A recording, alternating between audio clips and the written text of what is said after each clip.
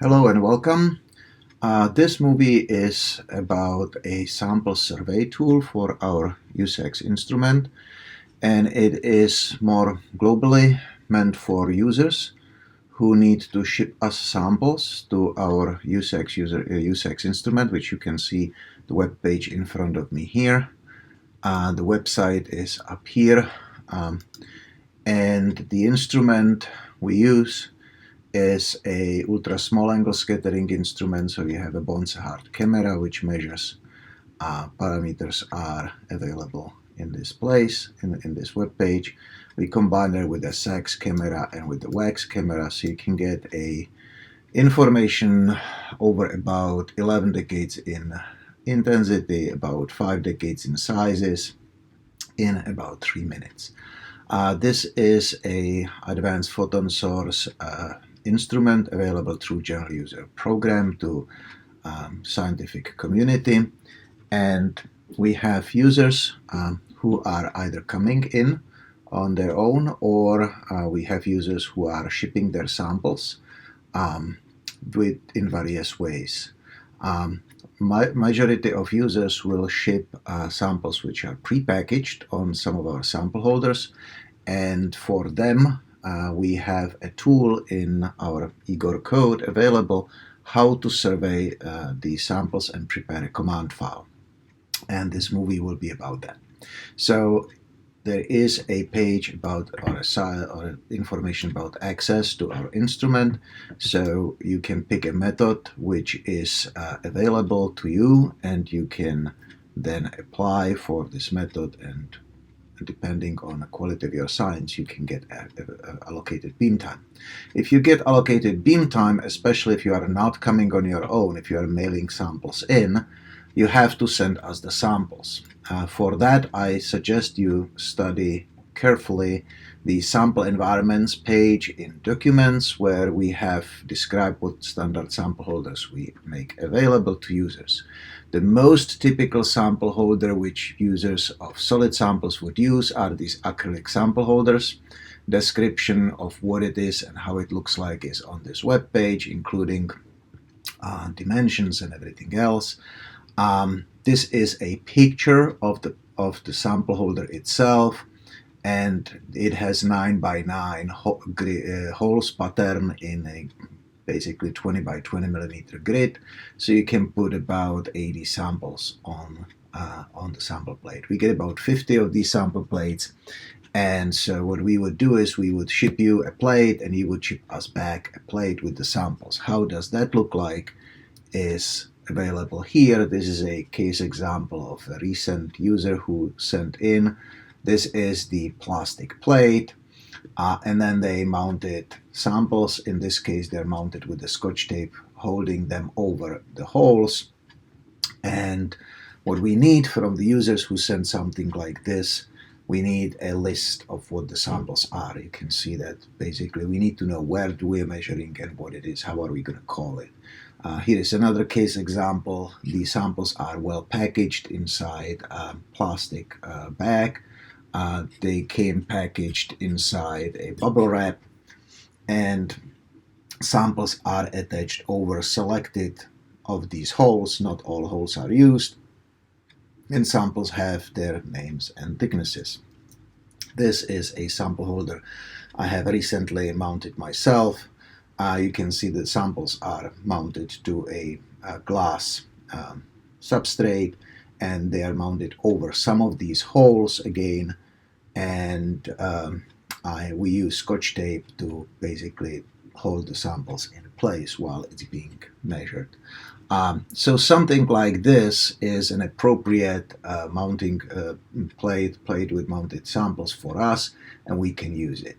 Now, getting these samples on time, properly packaged without damage, is a first step of the process, but the next step is we need to know what are we going to measure and how. We'll get to that in a second. There are other plates which you may consider. If your samples are magnetic, we have a magnetic sample plate. We have old aluminum plates. We have for liquid samples, we have this plate here. You can buy short 25 millimeters long, 1 inch long NMR tubes, which are ideal for our instrument, and we have a plate which takes about 100 of these NMR tubes. So one can buy these NMR tubes about $1 per piece, which is standard cost for a regular NMR tubes. You can buy 100 of these, you can get a plate from us, you can fill up the plate with sealed NMR tubes, and then we can ship it to us and we can measure that. We have other devices like heaters and holders for NMR tubes at our beam line. Then we have a capillaries holder, which we don't ship, but we have it for our own use at the beam line. And then we have coolers and heaters and other things. So in most circumstances, you would get either aluminum, either plastic plate like this, or a similar plastic plate like that, or you may actually make one. Because there are files which allow you to even 3D print it. So there's a 3D drawing for a 3D printer, so you can print it and you can just ship us that plate with your samples pre-mounted. However, getting the samples is just the first start of the process. The next thing is we need to know where are we measuring, what are we measuring, and how. So we made a tool which makes it simple. In our code, you need to load in the package for USAXS, and in a USAXS package is a setup sample plates. So you go in and you get a tool which now allows you to set up a sample table here. So basically, if you look on what we need from you, we are looking on a grid pattern here. We define 0, 0 position, and dimensions are in millimeters. So this corner here will be 0. The first hole would be 20, 20. So in an ideal world, you would go in and have a sample 1, and would be in 20 and 20, and then you would give it thickness 1.5, for example, in millimeters. This is an instruction for the instrument to measure at a position 20, 20. Call it a sample 1, assign it a thickness 1.5, and if you look on what the instrument will do is, it will all of these things are actually comments, ignore those. It will run a USAXS, which is the Bonse-Hart ultra small angle scattering at that position. Then it will switch to a SAXS, and it will run a SAXS at that position. It will run a powder diffraction profile. So this would get you combined together 5 decades in intensity, in Q vector in sizes. So, and then we need to know that somewhere else is sample 2, and it may be, for example, 40 and 60, and thickness may be 1.2, for example. And so you can go in and fill in this table. If you have a reasonable number of samples, you just fill in this table. You can call it my samples, save it. At that moment, it's available here. You can save this Igor experiment and email the Igor experiment to us, and you're done. So for a small number of samples, this works reasonably well because you can go in, take a ruler, measure the distances, especially if your samples are sufficiently large. It's easy to hit them with the beam and be done with it. You can create number of lines which you want here. So if you, for example, want to create a new sample set, you basically go in and say, I need 10 sample positions, and you can create a new sample set. You say yes, and now you have 10 positions in the table, so you can give it 10 names, 10 X, 10 Y, and 10 thickness. Easy enough. Now, if you receive in the acrylic plate, for example, which is the 9x9 plate, we can help you a little bit more. So out here you can pick the right plate, which you have. There are a bunch of them are available here. You can populate, and when you do it, it will populate the positions for X and Y. We ask users usually to keep these first 2 positions available for our use. When the plate comes in, we have to put a standard somewhere. We also have to measure instrumental curve somewhere, so the first 2 are basically blocked for our needs. And then it goes vertically because the axis holds steady at 20 first, so it goes through the first column, 20, 40, 60, and so on, and then goes 40 from the top down, and so on and so on. So you can do this, and then you can fill up this table here. And Also, if your samples have the same thickness, you can define the thickness here. So let's say all your samples are 4 millimeters thick. You can define it here, and that will define it for all of the samples which do not have their own definition. Or you can come in here and, for example, you can select these two rows, right click in here and say write the same thickness, and I would write in selected rows the same thickness. So now what I defined here is sample 1 position 2060 with 4 millimeter thickness and so on. If I try to do a preview on this command file, these are the first two holes which we will not measure. These will be used for something else, but you have defined these two, and these two. So that would measure your samples twice. Now, it can get complicated if you have many samples. So what we did is we actually help with more. If you hit this button, create image, you now have a drawing with real millimeter scale, which gives you the 81 positions. And so now you can look at it and you can click on your row. When you click on the row here, you can see it's sample 1. So you can compare it with the real plate which you have now in your hand and look at it and see it's a real one. Now, you can also look at it and say, I want to put a sample somewhere here. But let's say that you don't like this position here, but your sample is tilted to one side. You can expand in this area, and this is now looking on the hole. We are in the center of the hole, but your sample is mostly at the top. You can come in the right position, which you think is going to be correct, and you can basically write the position. What happens there is it changes the numbers in here, and you can type in that you have sample 3. Sorry.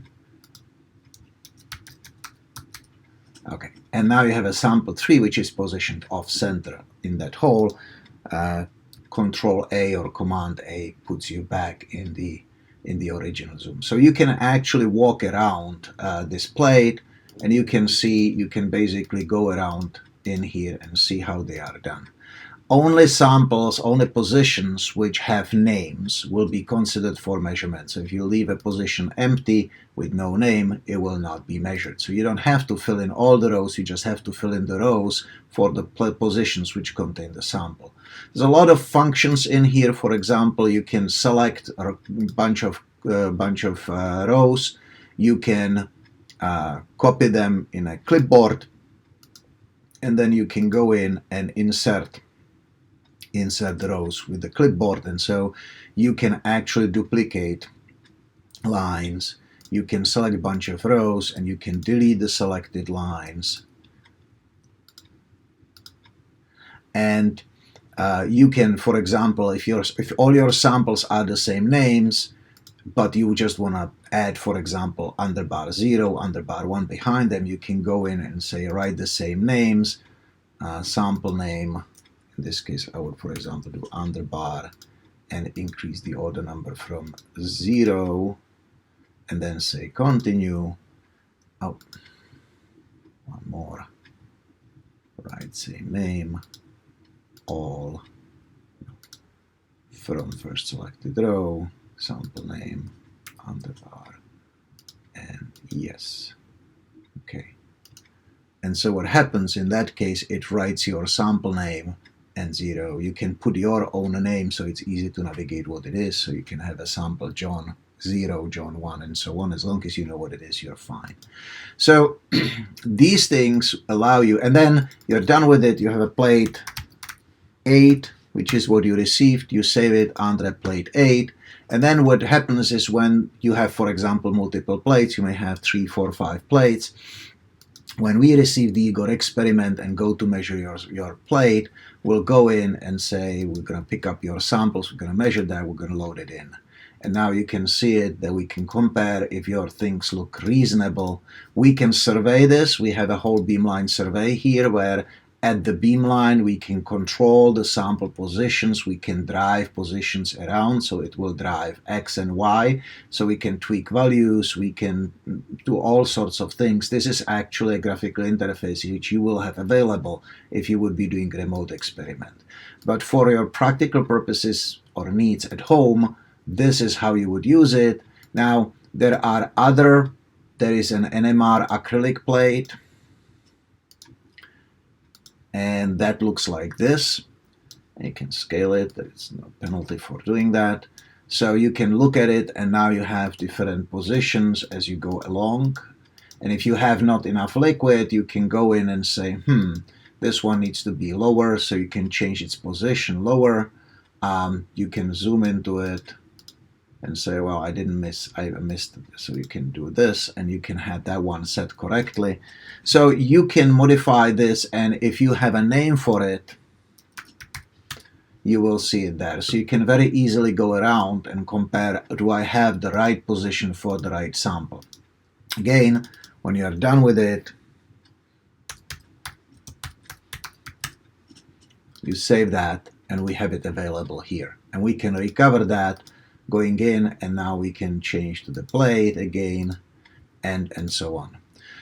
Now, there are other various options. Most of the time you will run USAXS wax, but if you don't want to run USAXS wax for that given plate, you can uncheck the type of measurement you don't want to do, and then save it. You can do other things. There's a hook function here. You can ask us for what it means when you need it.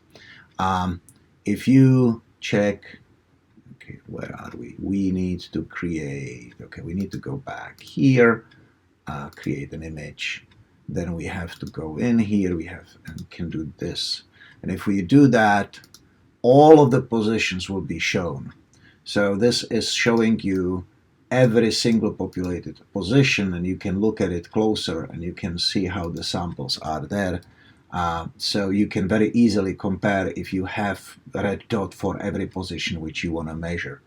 So, and you can uncheck that, and it disappears, and then you just have the selected row in here. Keep in mind, you want to probably go around, and you're going to hold down Shift and right click on the selected rows, and there's lots of tools which allow you to write the same name, same X from Y, increment, so you can create tables, you can copy rows, you can paste rows, and so on. So you can do all sorts of different things. One new thing available today is you can import an image. So let's say that you had an iPhone and you took an image, and your image contains something like this.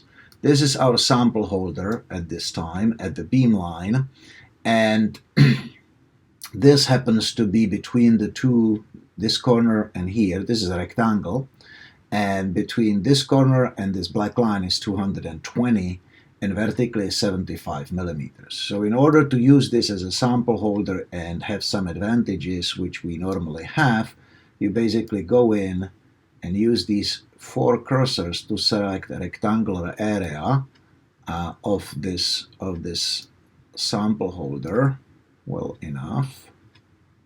Okay, and then you tell the code that is 220 millimeters horizontally and 75 millimeters vertically, and then you say trim image. When you do it, it will crop out this rectangular area and correct for the parallax. The reason why it looks so weird is because these sides here, of course, it's a three-dimensional object, so you see this parallax here. But other than that, if you look on the lines properly, these are 1 millimeter lines, and they should be parallel along these edges. If you didn't get it right, I think I didn't get the top one right completely, so I might actually have to go a little bit lower here, and maybe a little bit here, lower. Okay, and then I can do it again, and I can redo the image. It should be a little bit more parallel. Now with this one here, I can then go in and say I have tube 1, and I can right click in here and write the position. And so the tube 1 would be 25.2 and 42, and that would be probably 4 millimeters because these are NMR tubes. I can select row 2. I can say I want to measure here, and I'm going to call it a sample 1, and then I can go to the next line here. I want to measure in this position and type in a sample 2, and so on. And then I can go and say I want to have a 4 millimeter thickness. Now, if I go in here and say display, you can see that I'm measuring these positions, all of them, and I can compare them. Clearly I'm going to hit the centers of those, which is fine. And so now I would export the command file. Oh, don't worry about that at this moment. So that would export 3 USAXS measurements, 3 SAXS measurements, and because we unchecked the USAXS measurements, there would be no USAXS. So I'm going to go in, if I want to measure powder diffraction, I'll just check on this checkbox here. I don't need that anymore, and I can export it, and I can do that. Now, one of the things which we need is we need something called blank or empty, which is an instrumental curve. That annoying dialog you have seen is basically telling you don't have enough lines called blank or empty. Those are, our instrument typically should have about one instrumental curve measurement per maybe 10 to 15 different measurements, and it should be spread around across. So if I have sample 3, and maybe what I want to do is I want to measure another blank at the end, and I want to be here, and I want to measure this one here. Okay, so at this moment I am going to measure an instrumental curve, which is in the first column here, and then I'm going to measure sample 1, sample 2, sample 3, and then I'm going to go back and measure an instrumental curve, just in case the USAXS instrument needs to have about every 10 measurements should have one. And then when you do this, your command file will be measure the blank, measure your 3 samples, then optionally measure the blank again, and so on. Okay? And so this is an ideal set of measurements for us. Again, what you would do now is you would go in and save the experiment,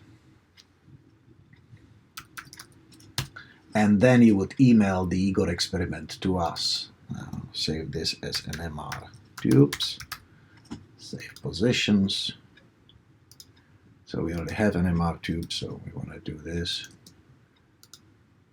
And so, okay. And so now what we have is we have NMR tubes, which is the other one. We have NMR tubes 1. And so we can now, when we have your samples, we can go between different sample holders. So your plate 8, maybe the NMR tubes holder. We can go among them really quickly. We can load them in. We can verify that the samples are in appropriate place, everything's calibrated and everything works, and then we can measure that. So at the end of the day, what we want from you when you are shipping us the samples is we want you to go through this tool. We want you to verify that each one of these defined sets of samples is properly named, so we can identify it. Like plate 8 is actually your plastic plate 8. So if I look at that, there's going to be a plate. Each plate has a number assigned here. There's going to be a plate 8. There's going to be a plate 8 here. And all the measurement positions you want to measure will be saved in this table. And then when you do that, and then if you have multiple plates, you're going to send us multiples of these sets, and then you're going to save the Igor experiment and send it to us. Okay? And with that, we can then having your samples, and keep in mind, your samples need to come properly wrapped. They have to also come on time so we can actually measure them while we have the beam. And there may be a need for you to submit experimental safety approval form and other things. We'll talk about all of that, but you will ship us the samples properly packaged, and you will send us this Igor experiment, and then we can measure the samples for you. Well, that is all for today, and I hope this will help you to prepare a command file for us so we can get efficiently measured your samples. Thank you.